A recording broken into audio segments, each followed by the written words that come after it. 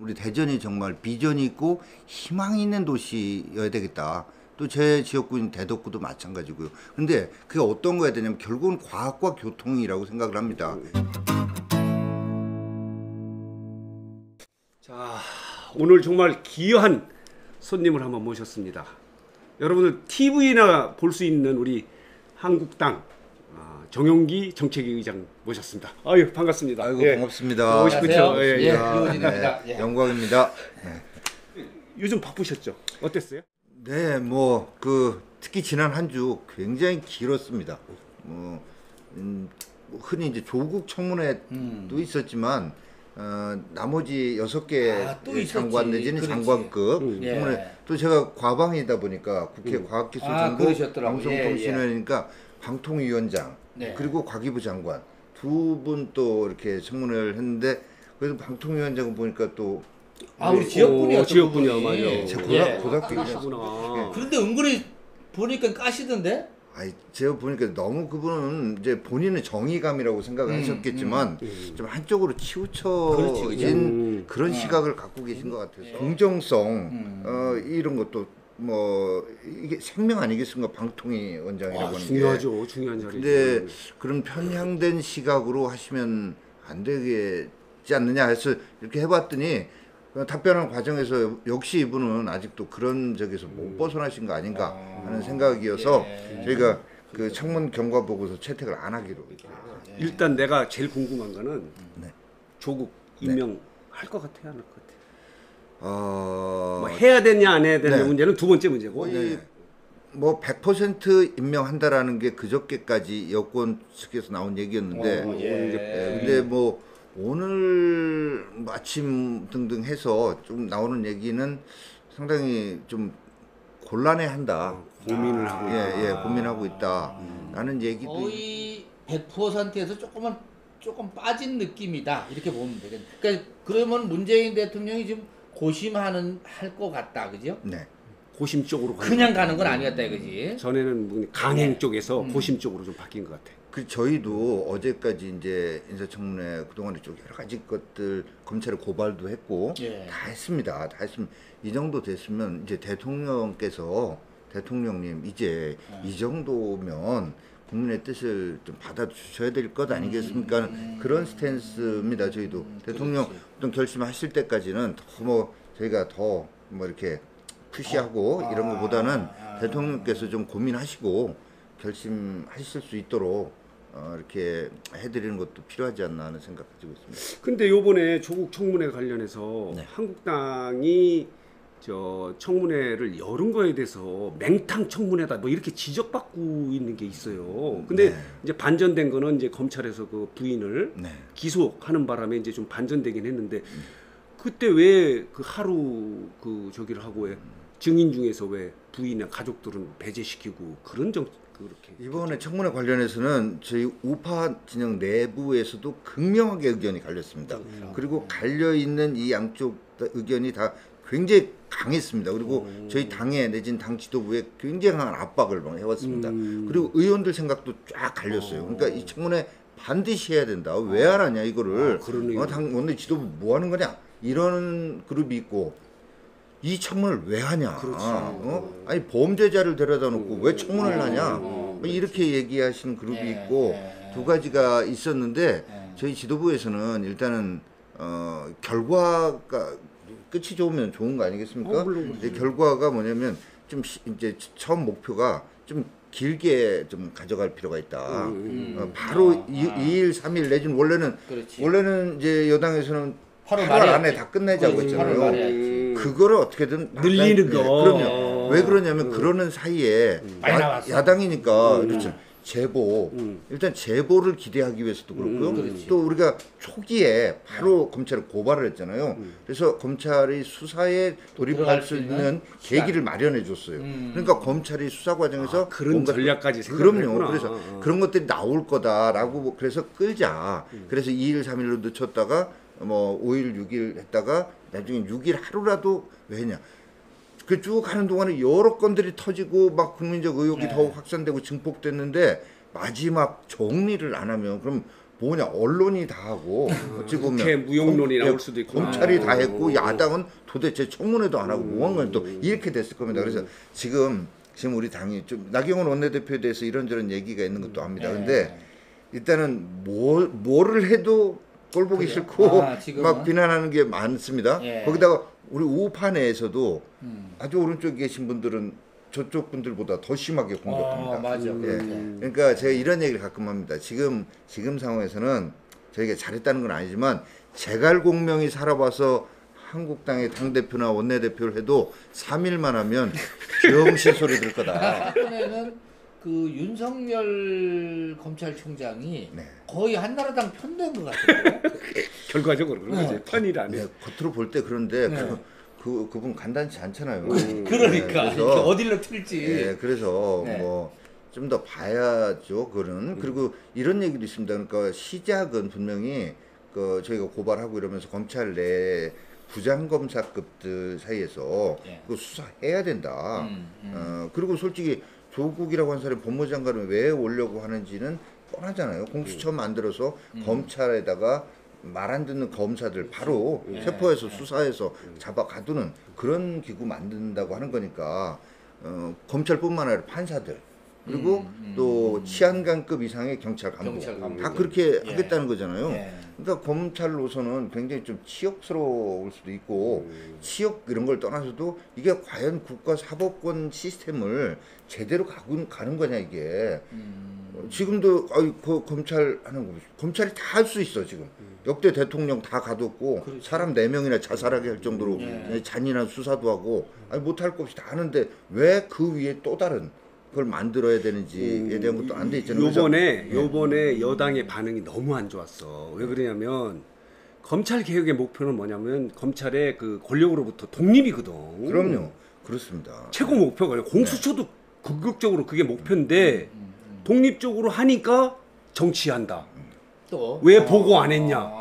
왜 상의 안 했냐? 이거는 내가 봐서는 잘못한 것 같아. 그럼요. 그리고 근데 공수처 현재 나와 있는 그림을 보면 공수처장하고 공수처 수사관들이 전부 다 검찰 경찰 출신이 아닌 사람이 할 수 있게 돼 있습니다. 그러니까 소위 민변 출신의 그리고 그 임명권은 전부 다 대통령이 있습니다. 그러니까 대통령이 좌파 운동을 하던 활동가들 민변 변호사 등등을 거기다 만나니까 뭐 윤석열 총장이 다음에 뭐 이 대권 후보까지 나갈 수 있는 정도로 지금 확 초점을 지금 가져가고 있는 중인데. 아니 본인이 정말로 국민만 바라보고 역사만 바라보고 잘하면 뭐 대통령 못하라는 뭐 하긴 그렇죠. 하긴 뭐 그렇죠. 그런 기회가 올 수도 부추기시는 것 같아.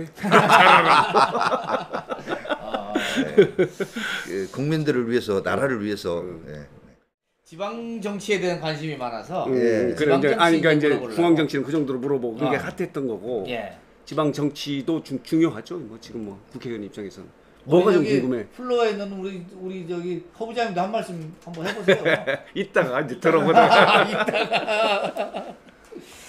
아니 근데 대덕구는 어때? 좀 보수가 세요. 어떻게 진보가 세요? 아니 제가 이제 환경이? 구청장 2번 하고 국회의원 2번 하니까 사전 4승이죠? 아니 이제 그 전에 한 번 떨어져 오전 4승이죠. 오전 4승.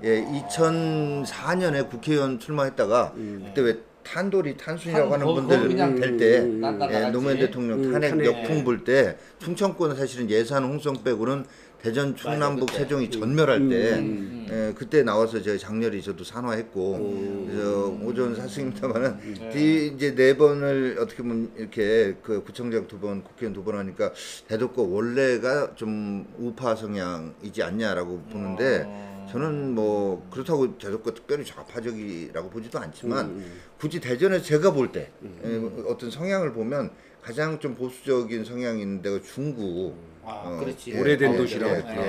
그 다음이 이제 서구 갑은 아닙니다. 여긴 또 좀 잘 살아서 그런가? 원래 예전 중구 살던 분들이 사실 서구을로 제일 많이 옮겼었습니다. 그래서 그렇고 그 다음이 동구. 그 다음이 이제 저희 대덕구쯤 되지 않나 하는 건데 저는 유권자 성향은 다음 그렇게 총선은 어떻게 우선 봐요? 일단은 지금 이제 뭐 친일 대 반일이라고 하는 장사를 해서 이 사람들 재미 좀 봤잖아요. 그리고 이제 또 지역적으로는 세종시의 대통령 집무실 만들겠다. 요즘 또. 예, 국회 분원 만들겠다. 또 혁신도시 예. 아니 다 그래요. 아니 저도 수도를 아예 세종시로 옮겨온다면 제 충청인으로서 내가 뭐 반대하겠습니까? 그리고 혁신도시 대전 지정하겠다는데 저도 앞장서서 하고 있어요. 근데 혁신도시 이 문재인 정부에서 지정하면 될 일 아니에요. 지정 안 하고 민주당 시장 구청장들이 막 현수막 시의원 구의원까지 잔뜩 붙이는 거 보면 현수막 값이 아까워 죽겠어요. 아니 조용히 지정하게 하면 되지. 오히려 국무총리는 저기 왜 홍성인가 광천인가 와가지고 안 한다고 뭐 이렇게 얘기를 또 맞아. 했는데 그렇대. 이 선거 때 재미 보자고 지금 다 이렇게 하고 있는 거라고 보여집니다. 근데 어쨌거나 저는 또 총선 앞두고 이 사람들이 쓰려고 하는 게 지금 대통령이 얘기하는 소위 평화 경제, 그 평화파리를 할 거고 거기에 1+1으로 경제까지 하지 않겠어. 내년 선거는 유권자들이 얼마만큼 깨어나시느냐의 문제다라고 보는 게 제가 2004년 처음 나와서 떨어질 때 탄핵 역풍이 분 게 그때 모든 TV 채널이 하루 종일 한 달 내내 그렇지. 그 탄핵 반대한다고 본회의장에서 그 사람들 저 지금의 여당 국회의원들이 막 정말 대굴대굴 뒹굴고 정말 장악하고 하는 거. 광란에 막 이런 거 막 울고 막 진짜 그런 저기 하는 거 이거를 계속 내보냈고 그게 충청권 전멸로 이어졌습니다. 특히 충청도가 나라 걱정하는 분 마음이 큰데라 그런 거에 굉장히 영향을 받았어요. 근데 내년 총선 앞두고 예를 들면 지난번에도 그랬잖아요. 저 6.13 지방선거 하루 전날 6월 12일 날 싱가포르 정상회담 했잖아요. 그렇지, 정상회담. 금년 2월 27일인가 저희 당 전당대회를 했거든요. 근데 그날 하노이 정상회담 잡았어요. 홍 대표 저기 대표되는 날. 맞아. 그러니까 4월 15일이 총선인데 4월 15일이나 14일 날 김정은이 온다고 저기 해놓고 이제부터 평화 시대가 열린다.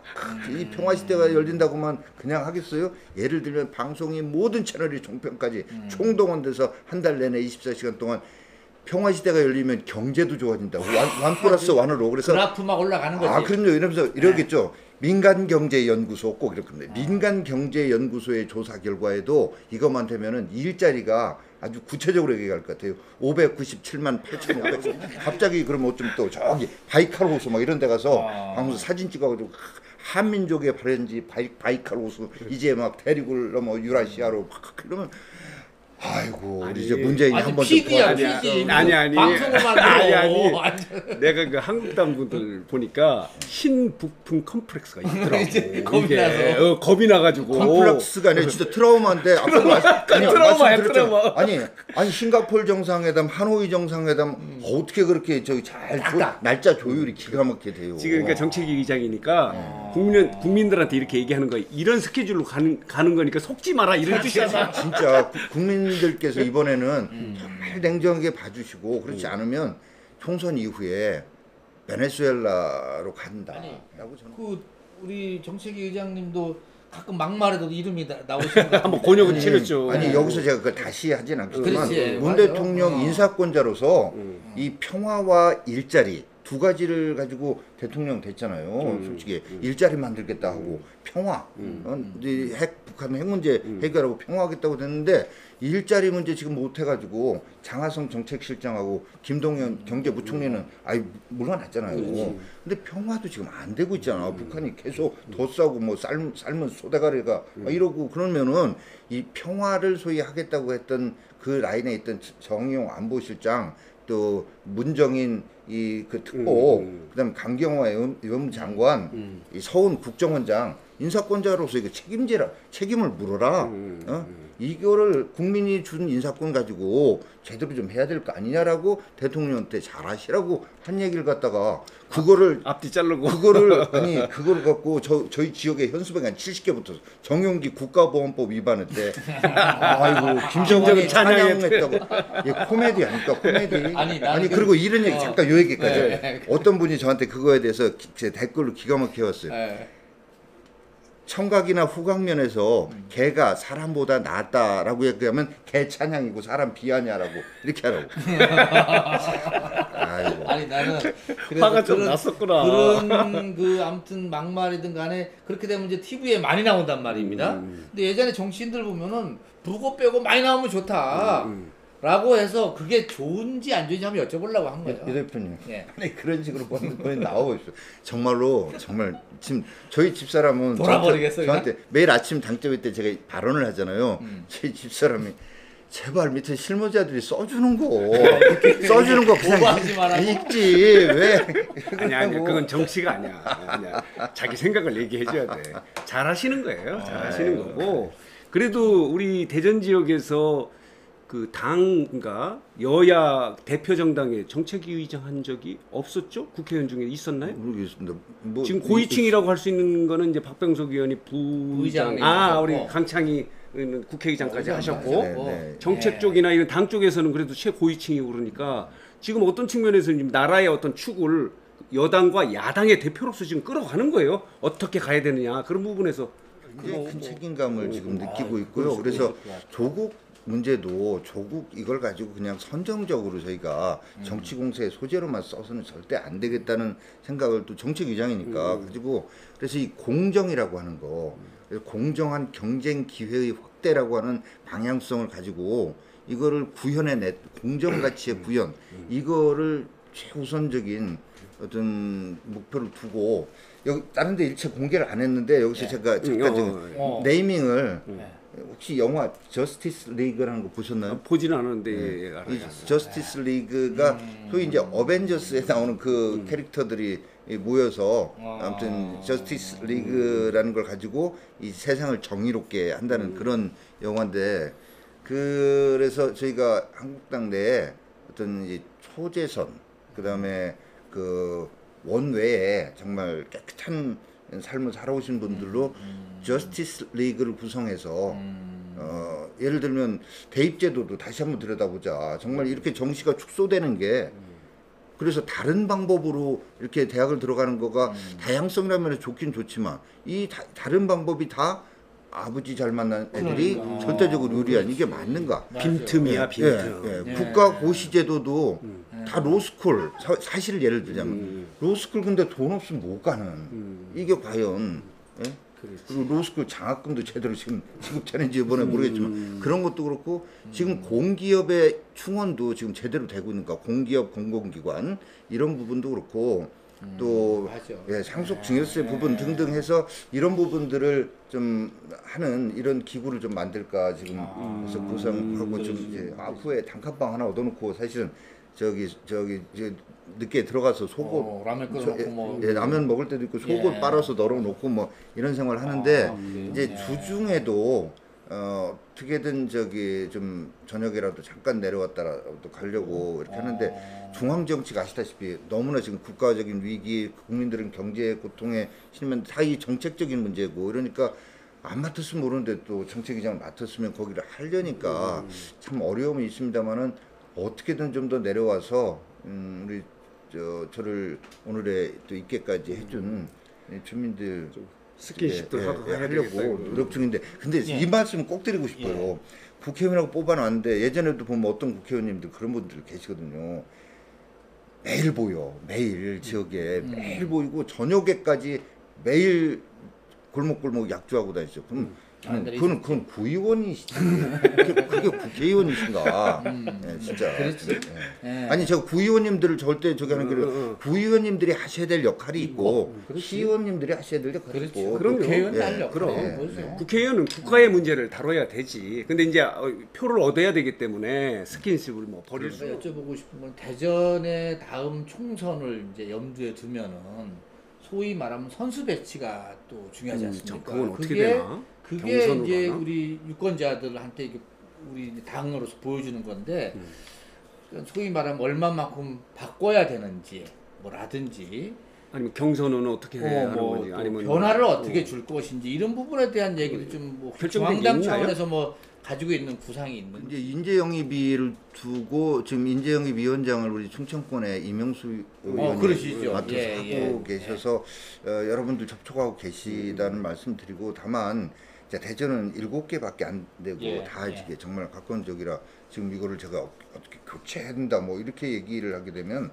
당장에 파란이 일어나고 그거는 적절치 않은 거라고 보여집니다. 근데 이제 그 관련해서 우리 황교안 대표께서 공정한 공천하겠습니다.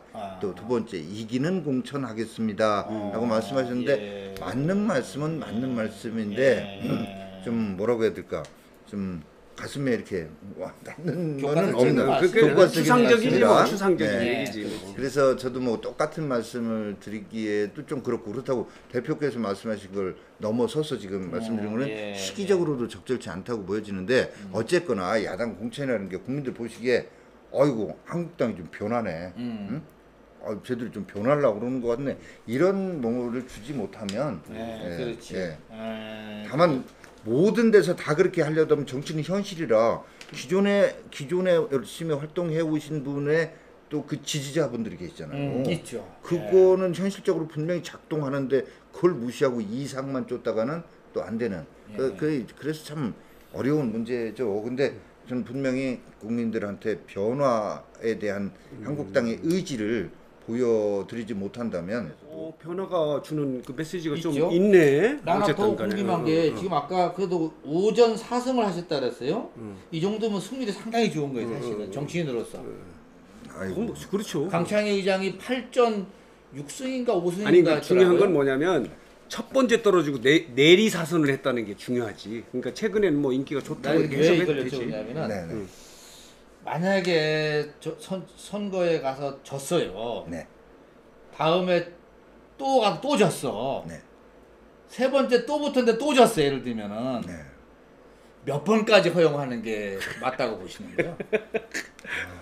즉 그 상식적으로 생각하면 네. 한 번은 아니지만 두 번까지 같은 지역의 유권자분들을 설득하는데 실패했다면 네. 나한테 어떤 문제가 있었는가 생각하는 이런 것도 필요하지? 상식적으로. 상식적으로. 근데 예. 꼭 상식만으로 할 수는 없는 거니까 그걸 뛰어넘는 본인의 또 강한 의지 때문에 절대 포기할 수 없는 그런 의지는 또 존중해 드려야 된다고 생각을 합니다. 그래서 그걸 뭐 이렇게 몇 번으로 얘기하는 거는 예. 아니 어려운 묘한 발언이네. 여기 지역구에 타당 얘기하는 것 같기도 하고 여기 한국당의 어느 지역 사람 얘기하는 것 같기도 하고 종합적인데 이게 복잡하네. 아니, 종합적인데 대부분이 보면은 한 지역에서 세 번, 네 번 떨어지시는 분들이 있거든요. 그러면은 이것을 한번 마지막으로도 하라고 줘야 되는 건지 아니다. 변화를 줘야 된다. 바꿔야 된다라고 할 수 있을지. 그건 아니지. 약간 그 부분에 대해서 이제 정치적으로. 이기는 선거에 좀 반하는 것 같다. 그런 부분. 그래요? 변화나 이기는 선거에서는 경쟁력 있는 사람을 해야 되겠지 뭐. 그런 부분이 이제 어떻게 이제 작동할 것이냐 하는 거는 이제 뭐 뭐라 그래 이게 구체적으로 얘기를 하기는 어렵지. 아니, 그렇죠. 어렵죠. 때로는 예, 그렇죠. 때로는 당락을 가르는 게 동정 여론이기도 합니다. 진짜로 6번 떨어지고 마지막 7번 더 나오신 분도 그런 있어요. 분들 옛날 있잖아요. 김홍만 의원님 그랬었지 예. 않았습니까? 예전 예. 또 김포에서는 7전 8기 진짜 아, 하신 있긴 분이 있어요. 계시고. 예. 근데 그렇게 해서 되시고 나서 또 뭐 다시 또 열심히 오랜 동안 봉사를 하시는 분들도 계시지만 그렇지 못한 분들도 많습니다. 그래서 이런 거잖아요. 사람이 감성으로 어떤 결정을 하고 물건을 사든 이러면 반드시 후회하잖아요. 후회해요. 예. 맞아. 감성에 일 시킬 일꾼 뽑는 거지. 그렇지, 그렇지. 예. 예. 그 얼굴 잘생겼다고. 그러니까 한풀이 게임을 해서 이 당선되면은 자기 한은 풀었을지 모르겠는데 유권자들 한은 못 풀잖아요, 사실은. 그죠? 뭔 얘기하는 거예요? 아, 이거 유리하게 얘기하는 거예요? 아니야. 뭘 짚어서 아이고, 얘기하는 게 아닙니다. 짚어서 그래서 아니야 이왕 오셨으니까. 네, 그렇지 뭐, 여쭤보는 그럼, 거죠. 그럼. 그리고 또 서울 쪽에 많이 이제 이 감각이 있으시니까 우리 맨날 동네에서 얘기하는 스타일은 좀 넘어섰다. 그래서 아니, 여쭤보는 거죠. 뭐. 지금 정리해야 될 것 같아요. 왜 그러냐면 계속 물어보면은 예. 5시간을 해도 지금 얘기할 게 남아 있는 것 같고 우리가 저녁 먹으러 가야 되는 거니까 준비한 좀 거 마지막으로 다 했어요, 우리 이제. 저 유권자나 시민 이제 서울에서 중앙방송에서는 뭐 국민을 상대로 많이 말씀하셨으니까 시민이나 또 뭐 우리 지역의 유권자들한테 한 말씀 하시고 정리하시죠. 네. 저는 정말로 저를 이렇게 알아주고 일을 맡겨주신 저희 대덕구민과 또 대전 시민들께 늘 감사하는 마음 또 은혜를 갚아야 된다는 생각을 가지고 정치를 하고 있습니다. 근데 그 구체적인 게 뭐냐면 우리 대전이 정말 비전이 있고 희망이 있는 도시여야 되겠다. 또 제 지역구인 대덕구도 마찬가지고요. 근데 그게 어떤 거야 되냐면 결국은 과학과 교통이라고 생각을 합니다. 그래서 지금 신동 둔곡이라고 하는 지역에 중요한 가속기가 원래 계획대로 한다면 2021년 얼마 안 남았습니다. 21년 말까지 완성되게 되어 있습니다. 그러면 이게 대전과 청주와 세종의 정 가운데입니다. 이 신동 둔곡이. 여기가 코어가 돼서 IBS 기초과학원이 대전에 있고 또 이거를 사업하는 사이언스 비즈니스 센터가 오송에 청주 오송에 또 세종에 그리고 천안에 이렇게 위치하게 됩니다. 그러면 국토중앙부에 국가 경쟁력의 원천이 되는 이 과학기술을 또 그걸 또 사업화, 비즈니스화하는 이런 허브가 생겨난다. 그래서 대전, 청주, 세종을 잇는 이 메갈로폴리스 시대가 다가오고 있다. 이런 걸 가지고 희망을 갖게 정치나 행정을 하는 사람들은 결국은 공동체 구성원들한테 희망을 만들어 드리는 거 이게 제일 큰 책임이라고 생각합니다. 저는 미래를 준비하는 이런 대전시가 좀 됐으면 하는 이런 간절한 바람이 있다는 말씀을 드리고 싶습니다. 수고하셨습니다. 네, 감사합니다. 수고하셨습니다. 감사합니다. 수고하셨습니다. 네.